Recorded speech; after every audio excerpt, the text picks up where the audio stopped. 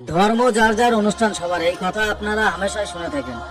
আর যদি ইসমাইল শেখের মতো ছেলেরা এই ধর্মীয় অনুষ্ঠানগুলো দেখার নাম করে এসে সেখানে মা দুর্গার সামনে দাঁড়িয়ে কুরুচিকর রিলস ভিডিও তৈরি করে সোশ্যাল মিডিয়া আপলোড করে, তাহলে কি বলবেন?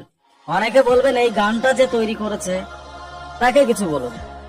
গানটাতে নির্দিষ্ট কোনো দেবদেবীকে উল্লেখ করে করা নেই, কিন্তু এ যেভাবে ইশারা করে বোঝাতে চাইলো ভিডিওর মাধ্যমে, আপনারা ভিডিওটা সর্বপ্রথম দেখুন, তারপরে দেখবো এই ভিডিও কমেন্ট সেকশনে কমেন্ট গুলো দেখবেন। শুধু দেখার পরে যদি মনে হয় শেয়ার করবেন, প্রতিবাদ করা দরকার আছে, তাহলে ভিডিওটা দেখুন।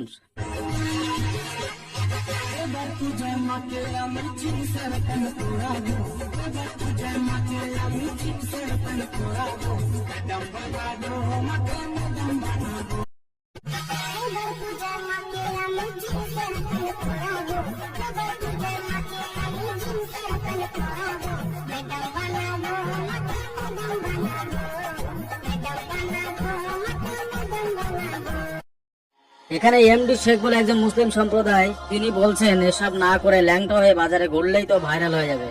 পরের মাকে তো ম্যাডাম বানাবে, নিজের মাকে কি তুই ম্যাডাম বানাতে পারবে?